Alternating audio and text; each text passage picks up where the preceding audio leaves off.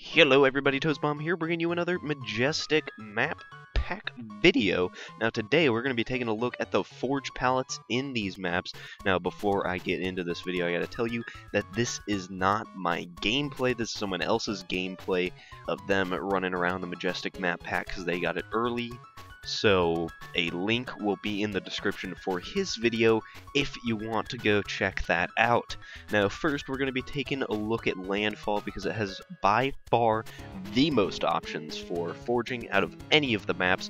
First of all, we have all gadgets available, so if you want to be throwing around soccer balls and stuff like that in the map, you can totally do that. Also, there is no Dominion game type. There is none, as far as I know, for any of these maps, but I was kind of maybe a little surprised for Landfall to not have that, because it is one of the bigger maps in the map pack, or it is actually the biggest map. There is no structure option, so you can't go in and create preset tower things anymore on this map. There's only a mongoose and a ghost. Despite it being the largest map, it does not have any sort of scorpion option in there. Also, there's a new barricade called the Jersey Barricade 2. Looks pretty cool.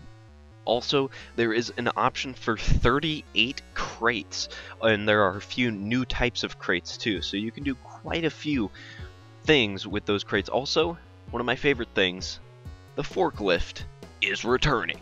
That is right. Yes, the forklift. We're going to place like 10 of them, run around, blow them up. That's awesome. I can't wait for that. There's also a new category for doors, and you can place 30 doors. So again, blocking off parts of the map will be very easy because you have freaking 30 doors, dude. That's insane. Also, there's a new bridge piece that has 3 different sizes. Now here is the cool thing. You get 75 bridges. 75 bridges. You can do so much with that. All that, doors, bridges, and the crates, all of that stuff combined, you will literally have like over 130 pieces that you can use to block off certain parts of the map, create ramps, change the flow of the map, so you can do a ton with this, an absolute crap ton. Much more than you can usually do in these smaller maps traditionally in the Forge game type.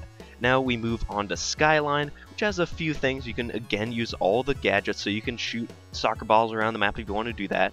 Mongoose and Ghosts are the only vehicles available. UNSC canister is a new little thing. Nothing huge, but one thing that is awesome on this map, and kind of the only thing for Forge really, is the wall panels. It's this sort of 1/3 sized wall thing. You could probably see it on the screen right now, and you get 35 of these things. So on a smaller map, even just 35 of these things, you can do quite a bit blocking off doorways, hallways, not necessarily creating a ton of geometry maybe, but maybe create a few small ramps, and you could really change the flow of the gameplay and mess around with this map a little bit, so that's really cool. Then lastly, we go to Monolith, which probably has the fewest options out of these new maps.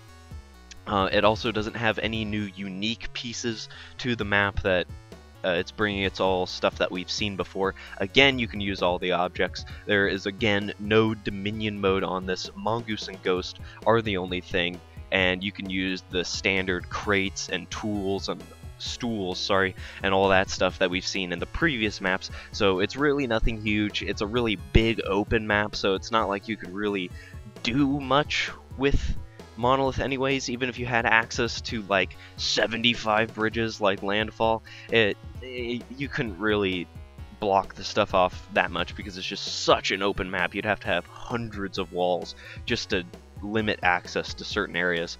So anyways, that'll be it for this one. I'm really looking forward to Landfall because I was kind of skeptical about that map in terms of competitive play. They're claiming it kind of works like the pit. I'm not really sure exactly what the layout of the map is. I've been looking at videos, but obviously, you know, looking at the videos, it's hard to tell the exact layout until you really get in and run around. So there's a lot of extraneous areas, it looks like, and I'm hoping that we can maybe remove those and it could be competitively viable, which would be really interesting and cool. So anyways, that'll be it for this one. If you liked it, you can leave a like or a comment, or you could subscribe because I post new Halo videos every day. Anyways, thank you for watching. See you tomorrow. Bye.